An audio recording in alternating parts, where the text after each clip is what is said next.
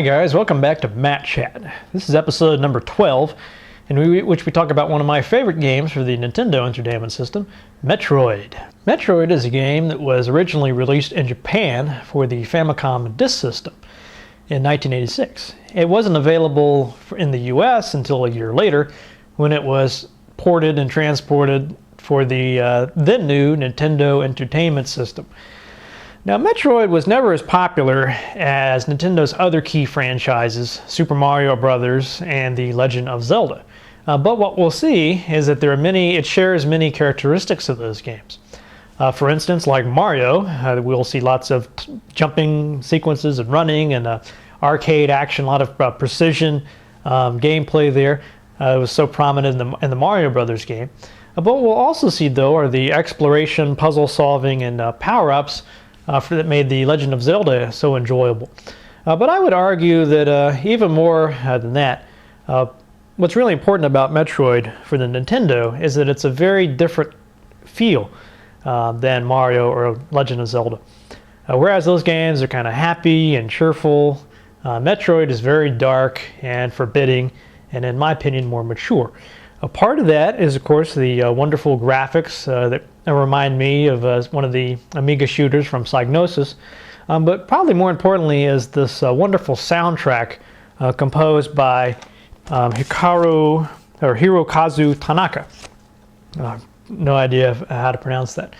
But what Tanaka did so well was combine the sound effects with the music, so that instead of they're clashing or sounding very distinct, they work together, they complement each other very well to create this ambiance of darkness and isolation, or however you want to describe it. But the soundtrack is a very key part of the game. Okay then, before we get started with Metroid, a little about myself.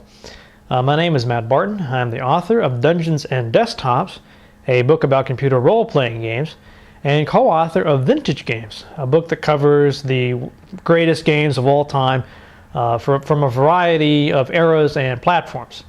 If you like this video, if you like classic games and game history, I would strongly suggest you check out those books. You can visit us at armchairarcade.com, or you can rate this video, comment on this video, subscribe to my channel, but just do something that lets me know that you care about this stuff and would like to see more. Okay then, without further ado, let's play Metroid.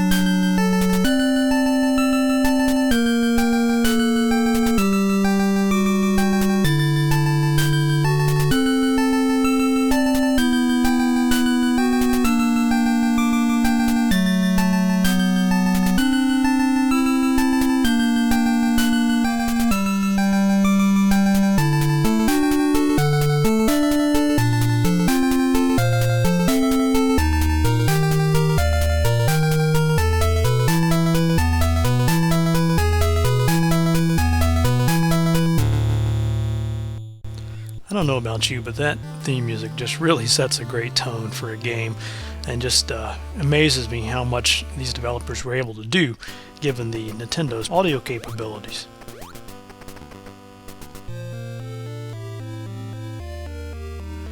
Okay, so what happened there is, right at the start of the game, I've acquired a new power. This ability to morph into a ball.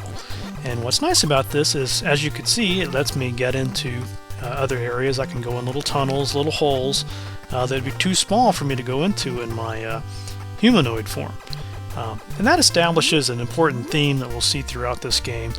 All of these areas, like here for instance, these blocks, right now I have no way to destroy them. Later on though, I'll have some bombs and I can lay those down and get into yet another area.